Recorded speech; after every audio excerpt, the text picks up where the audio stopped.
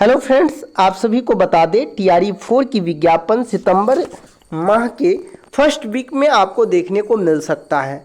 ये मैं इसलिए कह रहा हूँ क्योंकि प्रत्येक जिला को स्पष्ट निर्देश दिया गया है कि जितनी भी रिक्ति हैं उसका ब्यौरा जो है वो भेजा जाए और इसको लेकर अब धीरे धीरे सभी जिला के द्वारा जो है ये भी आदेश निर्गत होना स्टार्ट हो गया है। और इसी के कड़ी में आप देख सकते हैं कि आज मधुबनी जिला शिक्षा कार्यालय के द्वारा जो प्रत्येक प्रखंड शिक्षा पदाधिकारी हैं उनको रिक्तियों का ब्यौरा जो है वो जिला कार्यालय में सबमिट करने के लिए कहा गया है।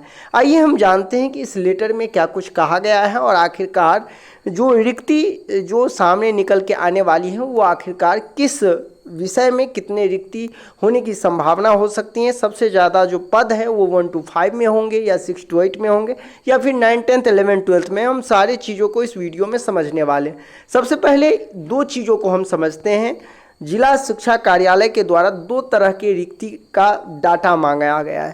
पहला, जो टीआरई 3 के तहत जो भी रिक्ति थे और उसके विरुद्ध जितने भी शिक्षकों ने ज्वाइन कर लिया, हो सकता है किसी कैटेगरी में, चाहे हम एससी की बात करें, एसटी की बात करें या और कैटेगरी हो जिसमें टीआरई 3 के तहत अभ्यर्थियों का पद रिक्त हो गया हो, या फिर ऐसे भी सब्जेक्ट होगा 11, 12 में जिसमें कहीं ना कहीं कैंडिडेट नहीं मिलने की वजह से उसका पद रिक्त होगा। तो ये टीआरई 3 का पूरे डाटा भी जिला कार्यालय को देना है। उसके बाद दूसरा डाटा ये देना है कि 31/7/2025 तक ऐसे शिक्षक जो सेवानिवृत्त हो चुके हैं। आपको पता ही होगा प्रत्येक दिन किसी न किसी विद्यालय से शिक्षक सेवानिवृत्त होते हैं। वही दूसरा, त्यागपत्र, यदि किसी कारणवश विद्यालय के शिक्षक यदि त्यागपत्र दे दिए हैं वो भी डाटा, या फिर मृत्यु के कारण उनका पद रिक्त हो गया हो। ये डाटा कब तक का चाहिए? तो 31/7/2025 तक का डाटा मांगा गया है। आपको बता दें इसमें सबसे बड़ी बात ये देखने वाली होगी कि आखिरकार जो 3 तरह के शिक्षक मांगे गए हैं, पहला जो सेवानिवृत्त हो गए हैं, दूसरा जिन्होंने त्यागपत्र दिया है और तीसरा जो है वो मृत्यु के कारण जिनका पद रिक्त है।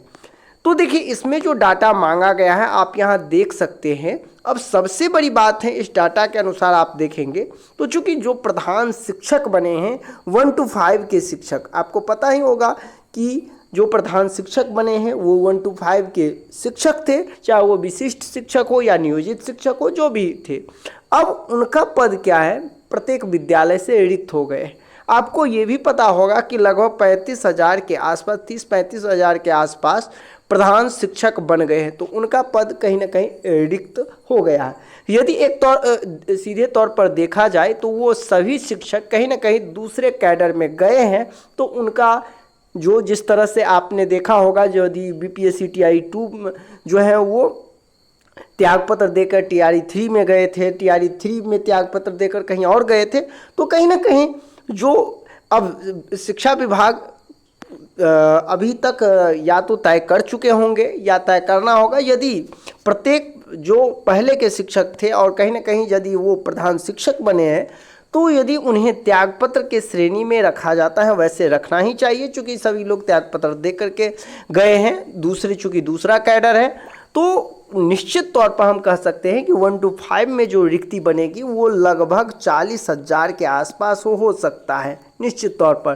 क्योंकि जिस तरह से डाटा अब विभाग यदि उसी चीज़ों को मर्ज करना चाहेंगे कि हम उनसे त्यागपत्र के कैटेगरी में नहीं रखते हैं तो निश्चित तौर पर तब तो फिर इतना रिक्ति नहीं बन पाएगा, ये तय है। क्योंकि वैसे भी इस बार वही कैलकुलेट किया गया है जो 3 तरह के, यानी कि बच्चों के आधार पर। आपने देखा होगा जो पहले जिस तरह से टीचर सीटेट में अपना रिजल्ट पाने के लिए अग्रवाल पब्लिकेशन के द्वारा सीटेट सफलता कॉम्बो के नाम से जो बुक आए हैं, इस बुक को आपको ज़रूर परचेज करनी चाहिए। आइए हम जानते हैं कि इस बुक की क्या कुछ बेनिफिट्स हैं। देखिए अग्रवाल पब्लिकेशन के द्वारा सीटेट सफलता कॉम्बो करके ये जो बुक आया है, इस बुक की सबसे बड़ी खासियत 3 चीज़ों से होती है। सबसे पहले इस बुक में आपको थ्योरी मिल जाएंगे, कॉन्सेप्ट मिल जाएंगे और आपको प्रैक्टिस भी उपलब्ध कराई जाएगी। चूँकि ये बुक जो है पूर्णतः एनसीईआरटी के सिलेबस के आधार पर है, तो ये आपके लिए काफ़ी हेल्पफुल हो जाता है। वही यदि हम बात करें तो इसमें 2200 से अधिक आपको प्रैक्टिस क्वेश्चन मिल जाएंगे।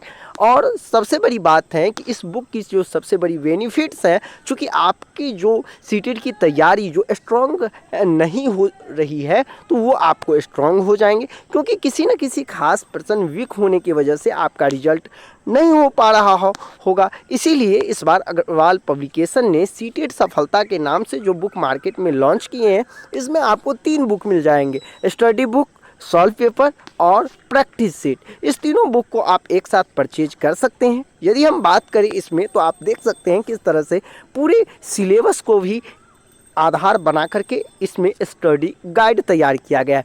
वही यदि हम बात करें तो आपको पेपर 1 उसको क्लियर करते हुए पूरी सॉल्यूशन किया गया है। तो ये बुक आपके लिए काफ़ी हेल्पफुल होने वाला है। यदि आप लंबे समय से सीटेट की तैयारी कर रहे हैं और आपका सीटेट क्लियर नहीं हो रहा है तो इस बुक को आपको ज़रूर परचेज करनी चाहिए। लिंक डिस्क्रिप्शन बॉक्स में है, जाइए और इस बुक को आप परचेज कीजिए। और स्टूडेंट रेशियो के अनुसार से रिक्ति का गणना किया जाता था, अब वैसा इस तरह इस लेटर में नहीं मेंशन किया गया, तो कहीं ना कहीं तब तो रिक्ति जो है वो कम होने की संभावना होगी। लेकिन यदि ऐसा होता है, ऐसा माना जाता है, प्रधान शिक्षक को उस कैटेगरी में रखा जाता है, तो निश्चित तौर पर खास तौर पर हम बात करें तो 1 to 5 में जो रिक्ति होगा वो सबसे अधिक होगा। दूसरी बात, जो 6 to 8 की हम बात करें तो 6 to 8 में कुछ ऐसे सब्जेक्ट थे जिनमें बहुत कम कट ऑफ गया था या फिर कैंडिडेट मिला ही ना था, तो उसका जो है वो रिक्ति अधिक होने वाला है।